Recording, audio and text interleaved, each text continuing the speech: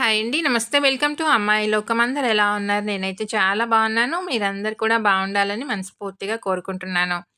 ఇవాళ మన రెసిపీ వచ్చేసి చిన్న పిల్లల నుంచి పెద్దవాళ్ళు అలానే డయాబెటిక్ పేషెంట్స్ కూడా తినగలిగే ఒక మంచి హెల్తీ రెసిపీ ఎలా చేయాలో చూద్దాం. స్కిప్ చేయకుండా చూడండి. ముందుగా మిక్సింగ్ బౌల్‌లో వచ్చి ఒక కప్పు పెసలు తీసుకున్నాము. దీన్ని నేను రాత్రి పూటే నానబెట్టానండి. నైట్ చేసుకోవాలనుకున్నారనుకోండి పొద్దున్నే నానబెట్టుకుంటే సరిపోతుంది.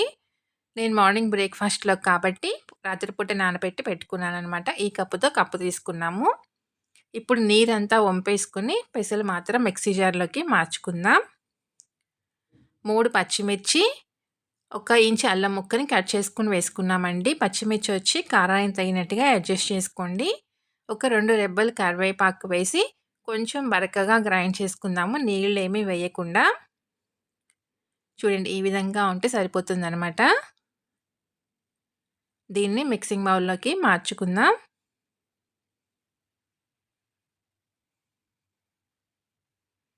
రుచికి తగినంత ఉప్పు, కొంచెం పసుపు, 1 టీ స్పూన్ జీలకర్ర, కొంచెం ఇంగువ స్కిప్ చేసుకోవద్దండి. టేస్ట్ చాలా బావుంటుంది.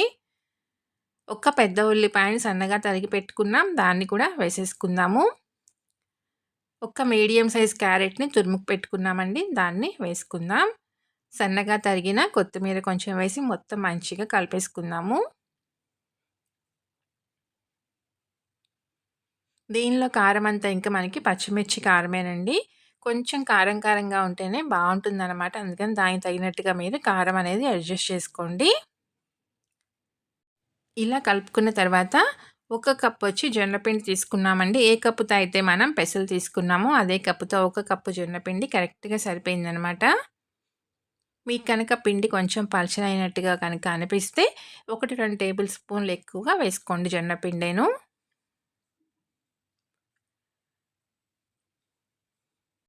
కన్సిస్టెన్సీ వచ్చేసి మనకి గట్టిగా ఉండాలండి. ఈ విధంగాను రొట్టె చేసుకునే వీలుగా ఉండాలనమాట. ఇక్కడ ఈరోజు మనం రొట్టెలాగా చేసి కాల్చుకోబోతున్నాము. మీరు కావాలి అనుకున్నారనుకోండి దీన్ని ఇలానే కొంచెం పిండి పల్చగా చేసుకొని దోసల్లాగా కూడా పోసుకోవచ్చండి. కాకపోతే అంత క్రిస్పీనెస్ అయితే రాదనమాట. చూడండి కన్సిస్టెన్సీ మనకి ఈ విధంగా ఉండాలి గట్టిగాను.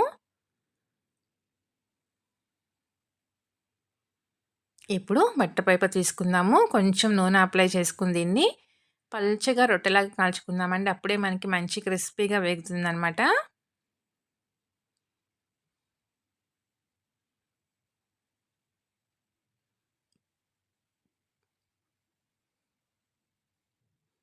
మార్నింగ్ బ్రేక్‌ఫాస్ట్‌లో కానివ్వండి, ఈవినింగ్ స్నాక్‌గా కానివ్వండి, నైట్ డిన్నర్‌లో కానివ్వండి, ఒక మంచి హెల్తీ రెసిపీ.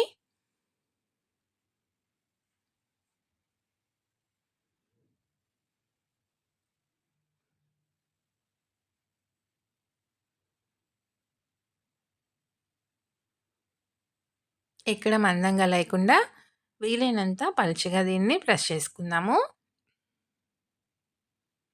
చూసారు కదా! ఈ థిక్‌నెస్ ఉంటే సరిపోతుందండి. ఇప్పుడు పెనం పెట్టుకొని కొంచెం నూనె అప్లై చేసుకున్నాము. ఇప్పుడు ఈ బటర్ పేపర్‌ని మనం తిరిగేసుకున్నామనుకోండి చక్కగా మంచిగా అంతేనండి రిమూవ్ అయిపోతుంది.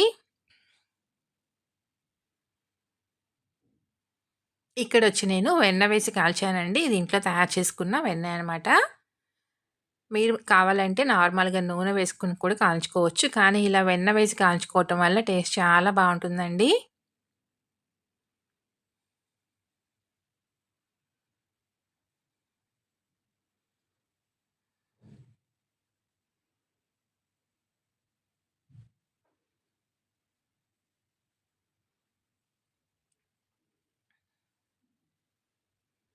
ఒక పక్క మనకి కాలిన తర్వాత రెండో పక్కకి మార్చుకుందాం. 2 పక్కల మంచిగా ఎర్రగా క్రిస్పీగా కాల్చి తీసుకుందామండి. ఈ వెన్న వేసి కాల్చుకోవటం వల్ల అది కాలేటప్పుడే మంచి కమ్మటి వాసన వస్తూ ఉంటుందనమాట.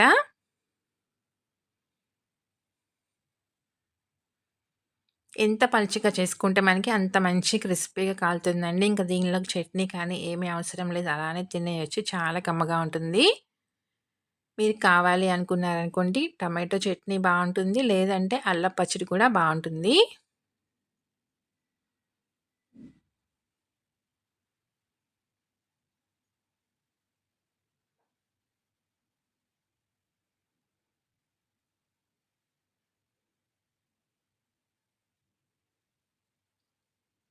చూసారు కదా! 2 పక్కల మంచిగా మనకి ఎర్రగా కాలింది. తీసేసుకుందామండి. ఇంకా అన్నీ ఇలానే రెడీ చేసుకొని కాల్చి తీసుకుందాము.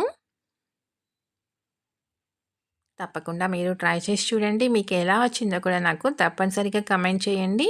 అలానే వీడియో నచ్చినట్లయితే తప్పకుండా సబ్స్క్రైబ్ చేసుకొని ఒక లైక్ ఇచ్చేయండి. మీ ఫ్రెండ్స్‌కి, ఫ్యామిలీ మెంబర్స్‌కి షేర్ చేయండి.